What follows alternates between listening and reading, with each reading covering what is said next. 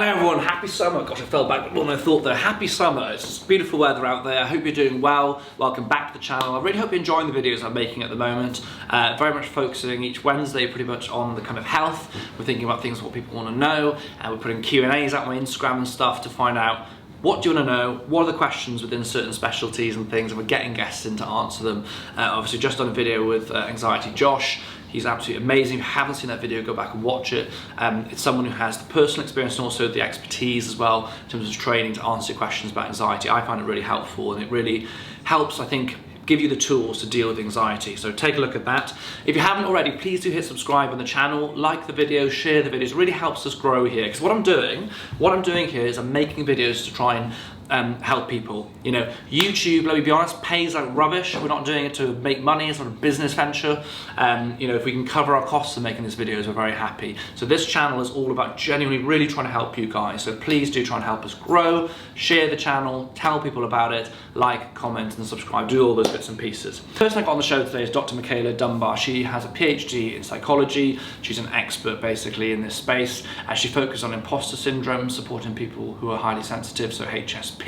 She also supports people with a general emotional well-being and also building resilience. I think this will be a really, really useful video. I think particularly focusing on overthinkers. How do you manage overthinking? What do you do if you feel like an imposter? There's a lot of people now going in the summer, they're going to be starting new jobs. You know, how do we tackle it? How do you navigate these things? So she's brilliant. She's also published this incredible book. As you can see, you've got this 7 Steps to a Life You Love. It's really, really amazing. I actually have mined this book. Yes, let's meet Dr. Dunbar. Right, everyone, let's welcome our guest for today, Dr. Micheala. Hey, how are you doing? Good to see you.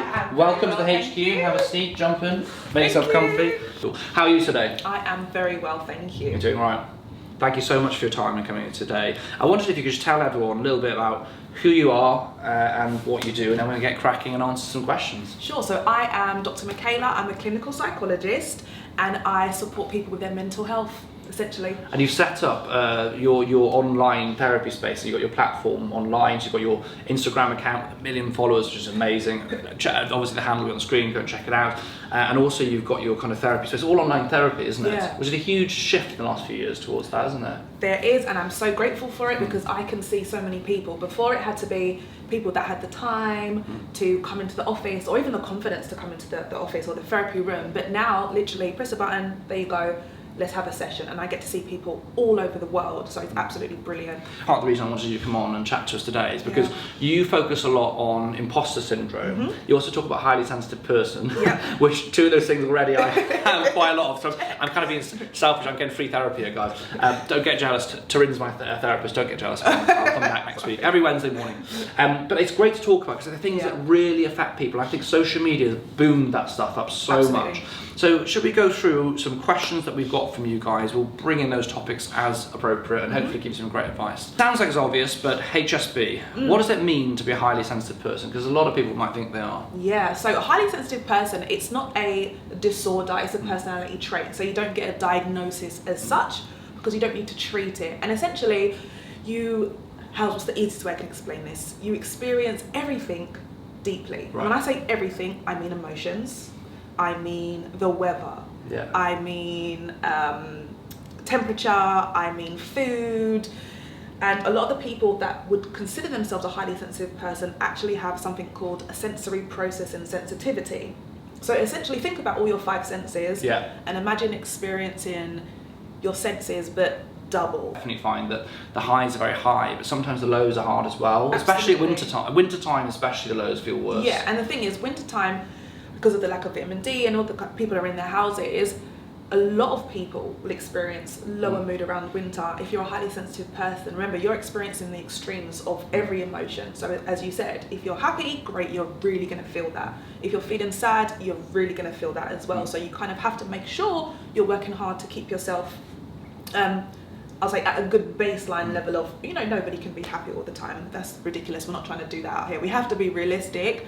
But when you are experiencing sadness, we need to try and make sure we don't let it linger on, that lower level, deeper sadness, let it linger on for too long. It can be a really good thing, can't it? Absolutely, especially in the helping and caring professions.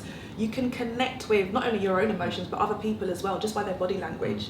And you're very intuitive, and you can kind of I guess, set up experience or environment to make other people feel comfortable, and then you might find as well that people feel more comfortable with you more quickly than they might do other people. So that's a really good benefit of being a highly sensitive person. As I said, creativity, and experiencing, you know, the deep joy that comes with music and art and all these kind of things. So I personally, I'm a highly sensitive person, 100%, and I do not believe I would be as good at my job if I wasn't. Like, I feel like, and I don't want to toot my own horn, but I feel like my highly sensitive person trait allows me to just get it. Yeah, to get it. So I guess there might be people from caring professions, the NHS, other psychologists watching as well, or trainees.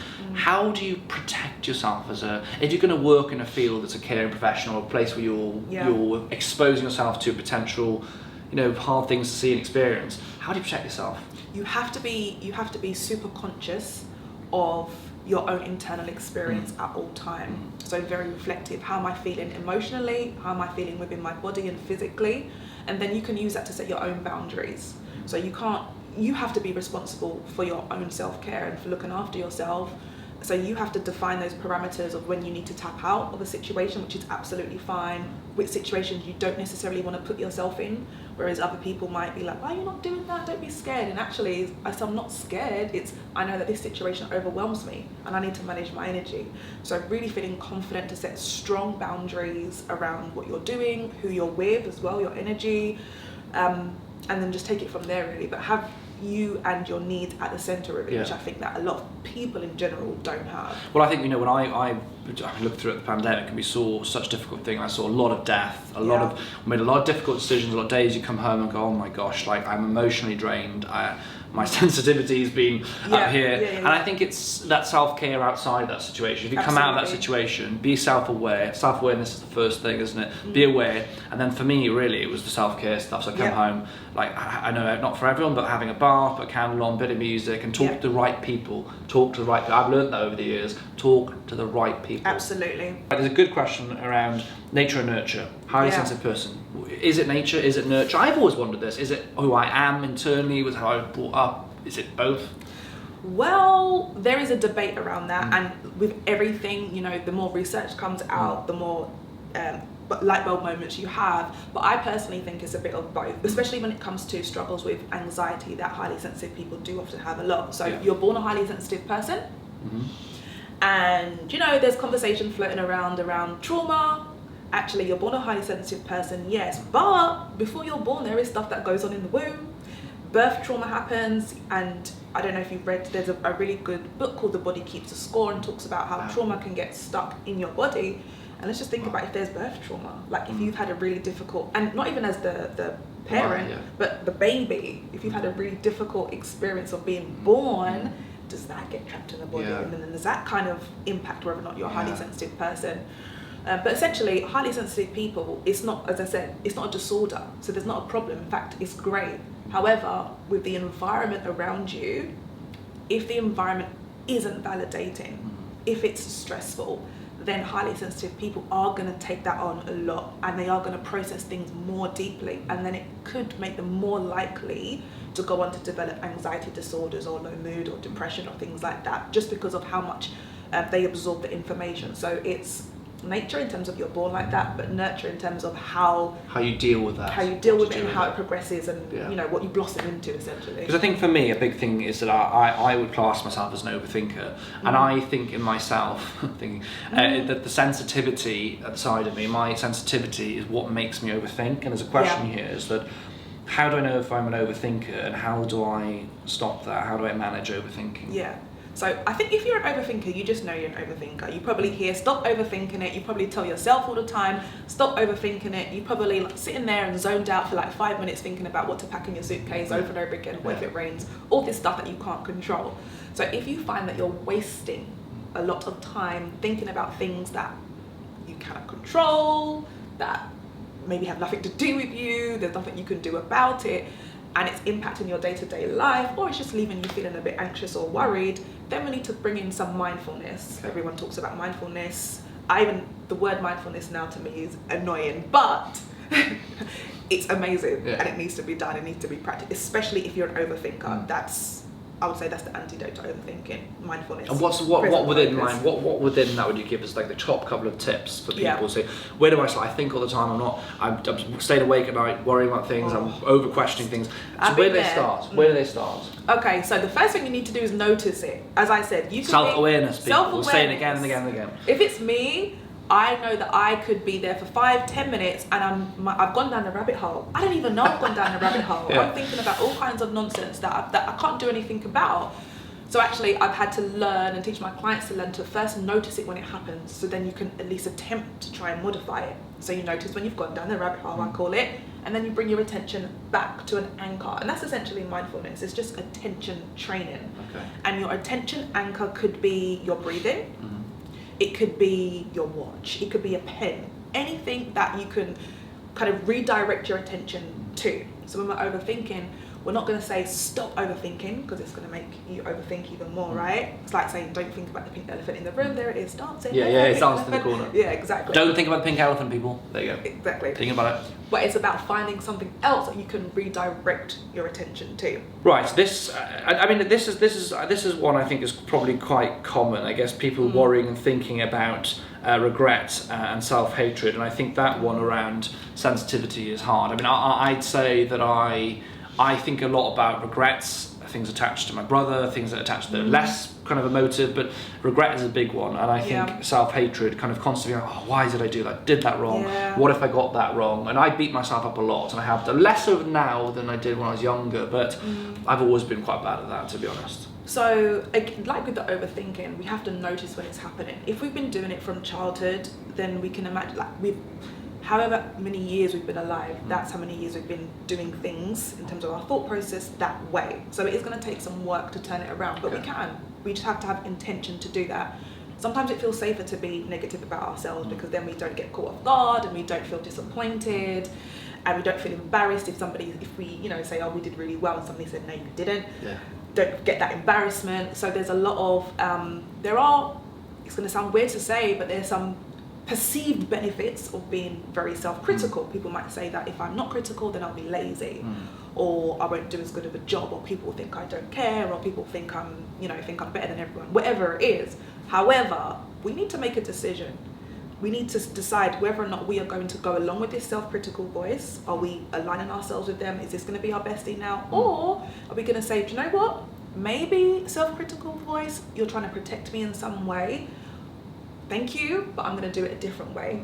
So again, noticing when the self-critical voice presents itself and deciding to, and you don't necessarily need to, flip it on its head with a completely positive, I'm amazing, life is amazing. We can be realistic, but we just need to make a decision not to align ourselves with that self-critical thought and align ourselves with something else, whatever that is. It's going to feel uncomfortable. It's going to feel fake when you're not beating yourself up and you're being kinder to yourself.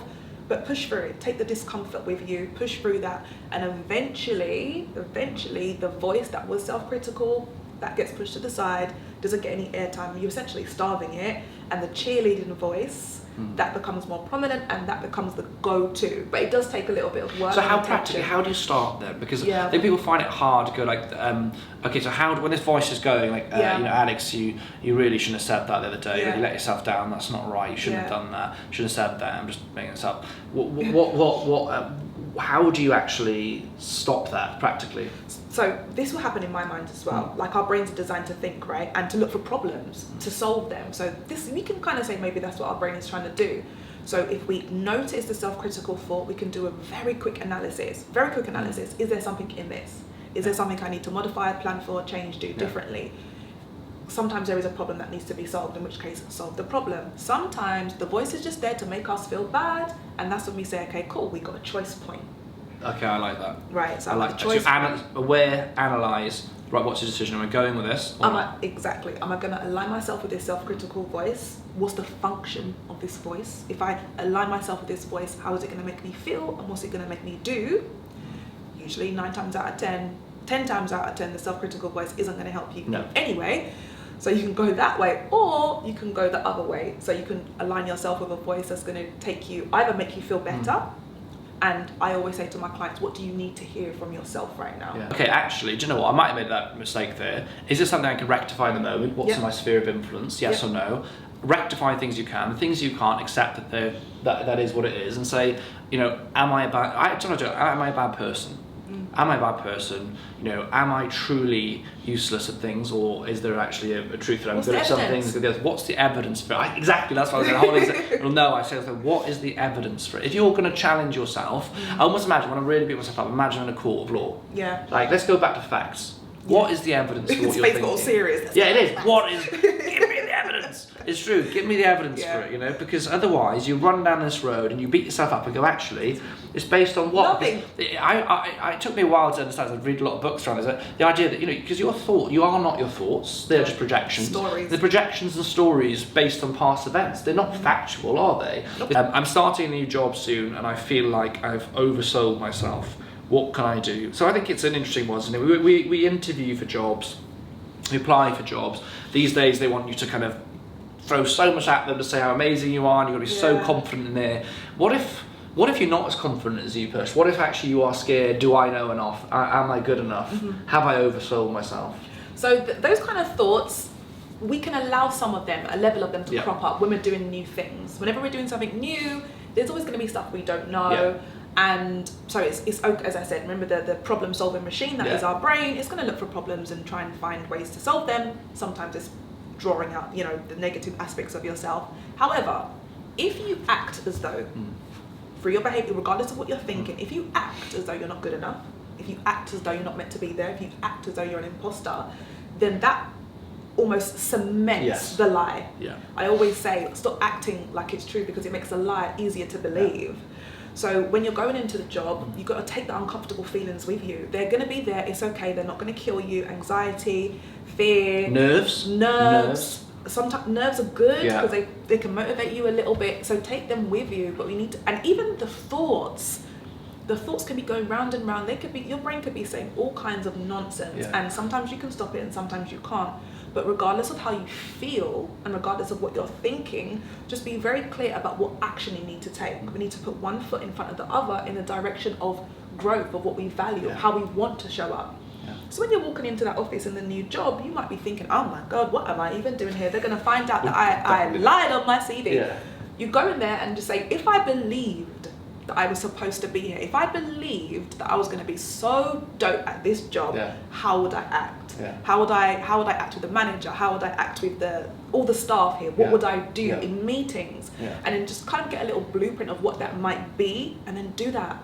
So essentially, I'm saying fake it till you make it, and eventually. It's true though, but a part of it I think is harnessing the imposter syndrome, because there is an element almost like where a part of that will be, some will be true, i.e. you're not going to go in there and be the person that you are in a year's time on your first day. Of course not. You know, I use the example, I always think about this, and honestly, this was me. I was I just remember my first day, August 2015, working at King's College London. I'm a Welsh boy from West Wales. Through university, I had a poster of a picture on my wall that motivated me when I was revising and working at King's College London. It was a dream hospital for me to work at. I was so excited. I turned up on the day, I woke up and put on my shirt and thought, what on the God's earth am I doing here? Yes, I was walking towards King's thinking, I can't do this. This is. But you were walking, right? Someone barely. I was like. I was honestly walking, thinking, oh my God, do I turn around? Do I call them and say there's a mistake? Like, I'm sorry, like maybe, did I actually pass finals? Maybe they made a mistake in my finals. And I was literally getting into this rabbit hole. Hilarious. And as I was walking, I thought, no, gotta go. Walked in. But I went in with the mindset, I was thinking, oh gosh, like, what if I can't do this? What if I can't do this procedure, that procedure? And then I realised, but I'm not going to be doing that. They're not going to expect surely me to walk in and start operating. And F1 not as an operator, but like, you're not going to walk in and just start doing all this stuff. Being uncomfortable, it's exciting. You know, that nerves. If you go to, someone said to me before, and I thought it was a great thing.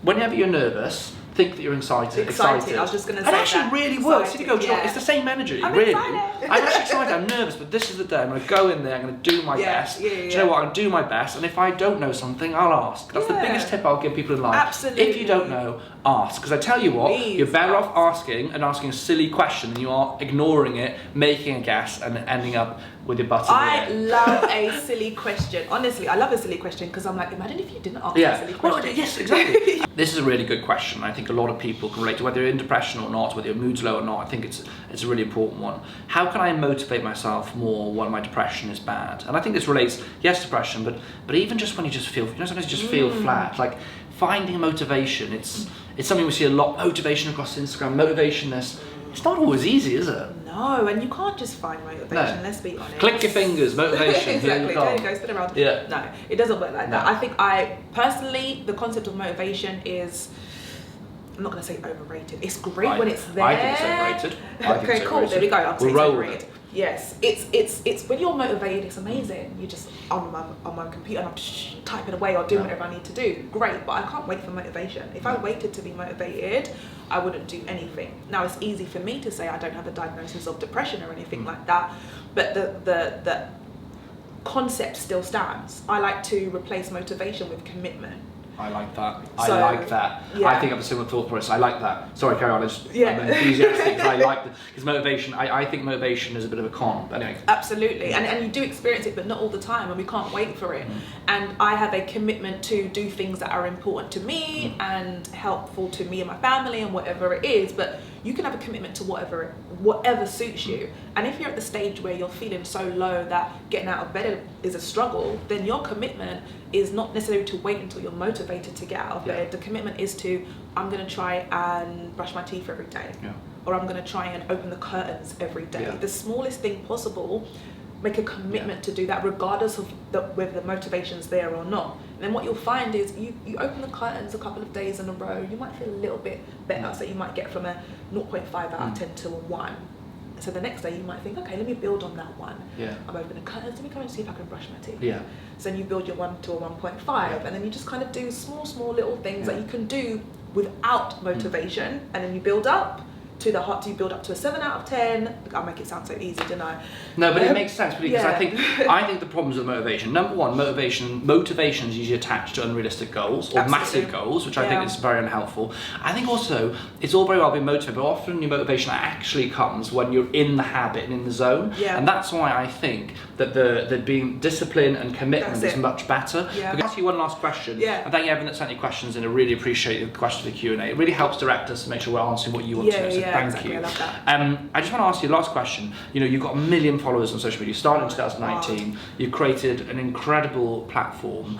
And what I said when you came here, what I think is amazing is that you educate, you give people something. And I wonder, what would your advice be that, you know, for people that maybe are following all these different things and comparing themselves, you know, what would you say to them about what you think people should try and get from social media? Because it's always out there. You know, how do you decide what to follow? Follow the stuff that makes you feel good. It's as simple as that. Like if you're following influencers because you know you're comparing constantly, does that make you feel good to do that? If it doesn't, then delete. Like do an audit of your Instagram. Who you're following. I love that audit. I tell people to do this as well. So I'm so glad this is a psychology doctor saying this, right, guys?